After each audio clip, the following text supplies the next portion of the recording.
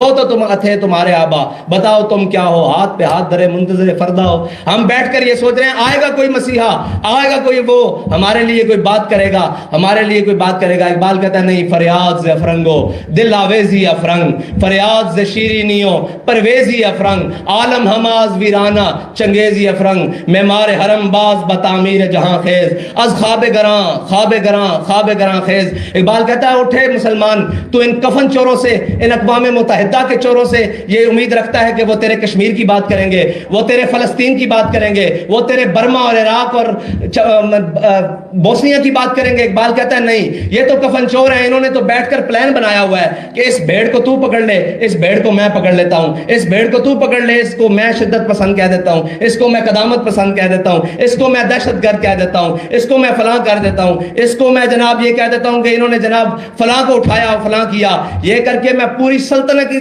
لپیٹ دیتا ہوں. اقبال کہتا ہے یہ بیٹھ کر یہ سوچتے ہیں ہم ان کو قابو کر لیتے ہیں، آپ جہاں میں جو مرضی کرتے پھرو. کہتا ہے معمار حرم باز بتعمیر جہاں خیز، کہتا ہے اٹھو حرم میں سوئے ہوئے مسلمان، اٹھ کھڑا ہو، معمار حرم باز بتعمیر جہاں خیز، از خواب گراں خواب گراں خواب گراں خیز. اقبال کہتا ہے کھڑا ہو کر، اور اقبال آخر تو نہیں ہے، اقبال تو آغاز ہے. اقبال کہتا ہے کہ میری نگاہ کمال ہنر کو کیا دیکھے. اقبال کہتا ہے، اقبال گیا نا یورپ میں، اس نے پیرس میں مسجد دیکھی فرانس میں، تو اقبال مسجد کی خوبصورتی اور اس کی جناب آرکٹ کیا کہتے ہیں وہ چیزیں دیکھتے ہوئے، اس کی بناوٹ اور اس کا نظام اور سارا دیکھتے ہوئے کہنے لگا کہ میری نگاہ کمال ہنر کو کیا دیکھے کہ حق سے ہے یہ حرم مغربی محروم. کہہ رہا ہے بنایا تو بڑا خوبصورت ہے لیکن اس کے ممبر پر حق بات نہیں ہو سکتی.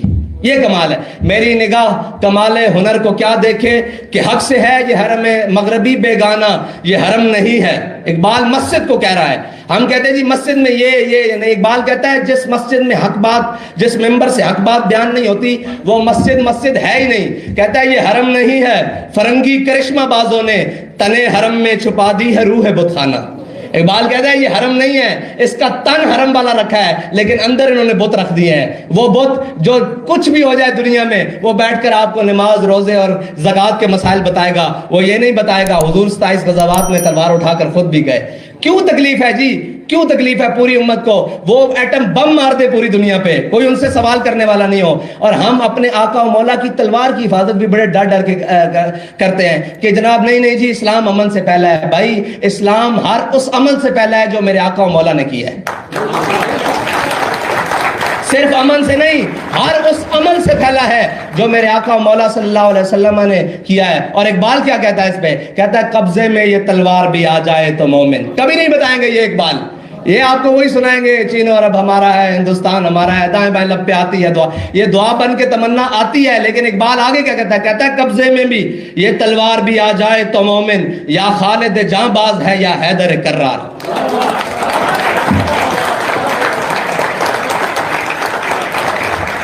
تو اقبال اور چیز کا نام ہے. اور اقبال نے ایک نظم لکھی ہے کشمیری مسلمانوں کے لیے، پانی تیرے چشموں کا تڑپتا ہوا سیماب، اور مرغان سحر تیری فضاؤں میں بے تاب، اے وادی لولاب. اور آخر میں اقبال مجھ سے مخاطب ہے، جو کوئی ممبر پہ بیٹھتا ہے، جو کوئی جناب صاحب مسند ہے. اقبال کہتا ہے گر صاحب ہنگامہ نہ ہو ممبر و محراب. کہہ رہا ہے گر صاحب ہنگامہ نہ ہو ممبر و محراب، دی بندہ مومن کے لیے موت ہے یا خواب. کہہ رہا ہے مولوی صاحب، پنجابی میں ہو جاؤں، کہتا ہے مولوی صاحب اگر تسی بہ کے اتھے صرف نماز روزے اور باقی مسائل ہی دسنے تو پھر تسی خواب دیاں یا جناب موت دیاں گلاں سنا رہے ہو. اگر زندہ رہنا تو انہوں دسو کہ بدر اچ کیویں پہنچے ہاں، احد اچ کیویں پہنچے ہاں، خندق اچ، مریسی اچ، مستلق اچ کیویں پہنچے ہاں. کہنا مولوی صاحب انہوں دسو کہ اسی 16 سال دی عمر اچ بیبل دے مقام چ کیویں پہنچے ہاں. انہوں دسو کہ جناب اسی کشتیاں جلا کے اندلس کیویں گئے ہیں، انہوں یہ بھی نال دسو. ورنہ وہ کیا کہتے ہیں لے دے کے انہیں تاریخ سے یہ یاد ہے. اقبال کہنا ہے انہوں کی پتا ہوئے تاریخ نال. ایک قوما اوان جڑیاں جناب اپنے تاریخ تو بیگانہ، انہوں پتہ ہی نہیں کہ انہوں دے نال زمانہ کی کھیل گیا، اور انہوں پتہ ہی نہیں کہ جناب انہوں کی کر گیا. اقبال نے اگر میں وہ غزل باغی اعجاز ہے کسی کا یا گردش زمانہ، ٹوٹا ہے ایشیا میں سحر فرنگیانہ. اور آج اقبال تو اس کے بھی خلاف ہے. جو نئی سٹرکچر ہے بڑے بڑے، کہتا ہے تعمیر آشیاں سے میں نے یہ راز پایا. اقبال کہتا ہے تعمیر آشیاں سے، یعنی میں نے گھر بنانے سے. اقبال کہتا ہے تعمیر آشیاں سے میں نے یہ راز پایا کہ اہل نوا کے حق میں بجلی ہے آشیانہ. اقبال کہتا ہے کہ، اور آخر میں اقبال کہتا ہے کہ جب تو اپنی نگاہ صاف نہیں رکھ سکا تو پھر تیرے ساتھ ہوا کیا؟ کہتا ہے تیری نگاہ سے دل سینوں میں کانپتے تھے. کہہ رہا ہے تو دیکھتا تھا تو کانپ جاتے تھے، تو کھڑا ہوتا اور چلتا تھا تو پھر تو منظر ہی اور ہوتا تھا نا. اور کبھی آوارہ و بے خانماں عشق، کبھی شاہ شہاں نوشیرواں عشق، کبھی میدان میں آتا ہے زرہ پوش، کبھی اریان و بے تیغ و ثنا عشق. کہتا ہے اقبال کہتا ہے عشق کے بھی اپنے اپنے سٹیپ ہیں اور اپنے اپنے مقام ہیں. کبھی آوارہ و بے خانماں عشق، کبھی کہتا ہے یہ صحراؤں اور وادیوں میں جا کر جناب اپنے گریبان بھی پھاڑ لیتا ہے، یہ عشق ہے. کبھی آوارہ و بے خانماں عشق، کبھی شاہ شہاں نوشیرواں عشق، کبھی کہتا ہے عدل کے تخت کے اوپر بیٹھ کر جناب نوشیرواں بن جاتا ہے. کبھی آوارہ و بے خانماں عشق، کبھی شاہ شہاں نوشیرواں عشق، کبھی میدان میں آتا ہے زرہ پوش. کہتا ہے کبھی کبھی یہ میدان میں آ جاتا ہے زرہ پوش، یعنی کہ وہ چادر اوڑھ کر. کبھی اریان و بے تیغ و ثنا عشق. حضرت درار بن ازور کے بارے میں وہ اقبال اشارہ کر رہا ہے نا کہ کبھی اریان و بے تیغ و ثنا عشق. کہتا ہے حضرت درار بن ازور جب جہاد کرتے تھے نا تو جب ان کو زیادہ جوش آتا تو وہ زرہ اتار کر قمیض بھی اتار لیتے تھے. یعنی کہ بند زرہ بند ہونا اپنی حفاظت ہے، جس کو بلٹ پروف کہتے ہیں جیکٹ، وہ بھی اتار کر لڑتے تھے. کبھی آوارہ و بے خانماں عشق، کبھی شاہ شہاں نوشیرواں عشق، کبھی میدان میں آتا ہے زرہ پوش، کبھی اریان و بے تیغ و ثنا عشق، کبھی تنہائی کوہ دمن عشق، کبھی سوز و سرور و انجمن عشق، کبھی سرمایہ محراب و ممبر، اور کبھی مولا علی خیبر شکن عشق. اقبال کہتا ہے عشق کے اپنے اپنے مقامات جن سے میں نے بیٹھ کر اقبال کو سبکن لفظاً لفظاً پڑھا، اور جنہوں نے قلندر لاہوری، درویش لاہوری، حکیم الامت علامہ ڈاکٹر محمد اقبال سے میری راہ کو ملایا اور میں اسی کا دیوانہ ہو کر رہ گیا. پھر اقبال کے بعد تو کسی کو پڑھا ہی نہیں، ورنہ اس سے پہلے میرو، غالبو، ناسخو، مصحفیو سارے پڑھے، لیکن اقبال تیرے عشق نے دیے سب بل نکال. اقبال تیرے عشق نے دیے سب بل نکال، مدت سے آرزو تھی کہ سیدھا کرے کوئی. بڑی مدت سے آرزو تھی کہ ہمیں بھی کوئی سیدھا کرے، لیکن اقبال نے کیا ہے. اقبال نے آخر میں یہ کہا، ان کے لیے میں غزل اقبال کی پڑھ دوں کہ یہ کون غزل خواں ہے پرسوز و نشاط انگیز. اقبال کہہ رہا ہے یہ کون بول رہا ہے، آواز میں بھی بڑا درد ہے اور لے میں بھی بڑی خوبصورتی ہے. یہ کون غزل خواں ہے پرسوز و نشاط انگیز، اندیشہ دانا کو کرتا ہے جنوں آمیز. اقبال کہتا ہے جو دانا بیٹھے ہوئے ہیں نا، جمع تفریق کرنے والے اور جناب لوگوں کو بتانے والے، نہیں نہیں یہ غلط رستہ ہے، یہ جناب بڑی یہاں جان چلی جاتی ہے، یہاں یہ ہو جاتا ہے. کہتا ہے یہ کون غزل خواں ہے پرسوز و نشاط انگیز، اندیشہ دانا کو کرتا ہے جنوں آمیز.